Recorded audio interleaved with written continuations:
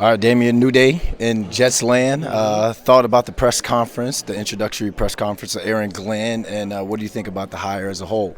Yeah, listen, I thought he quote unquote won the press conference. I thought he kind of laid out his principles of how he wants to go about coaching this team and how he wants to build a culture in this team. And I think, that's the one thing that he really laid out to me was, holding, obviously accountability was a word that was thrown out there, and just, setting a standard.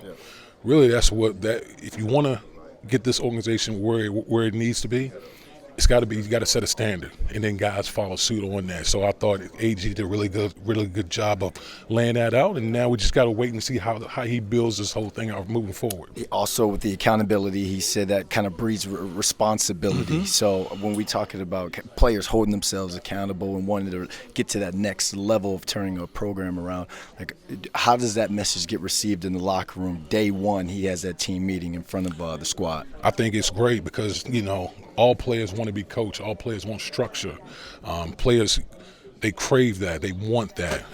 But you got to have the right voice in the building to kind of set the standard as far as that is concerned. And also, you got to bring the right people into the building.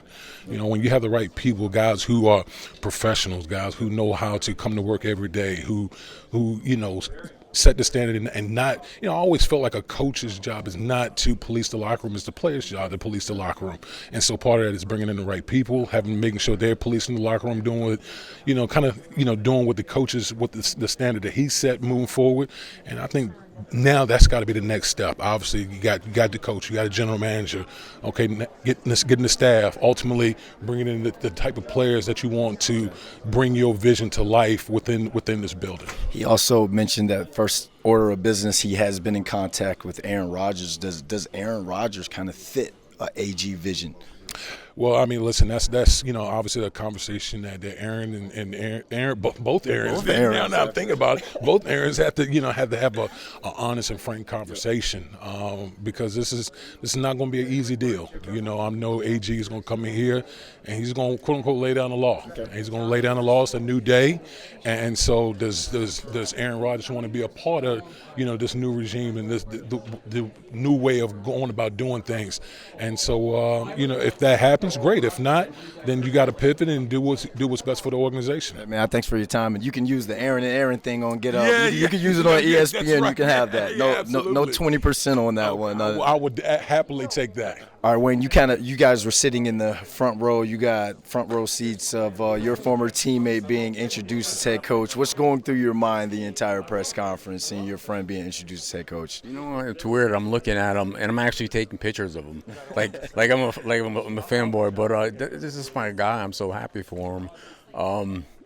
We went through a lot, good years, bad years, but he was always a good leader, always a good friend, family, his faith. But just looking at him, I'm like, first I'm like, oh, we look old. He's got the gray beard. But listening to him talk, I mean, I could have sat all day and listened to him answer questions, the passion he has, and like I said, football's in his heart. I'm so happy for him. I couldn't sleep last night, like I said. I was so excited for him to be the coach, and I think all good things from now on. You guys have had some ups and downs of success. You've gone through the dog days in terms of this organization. When did you guys know, or was there a time you guys knew that he could be a head coach one day back when he was playing? You know what? I mean, he's a student of the game. Great. People talk about great football IQ or the it factor, and he always had that. And that's why he was able to be so successful for so long. So, yeah. Like I said, he's the whole package, and he's learned from Parcells and Sean Payton and Algro.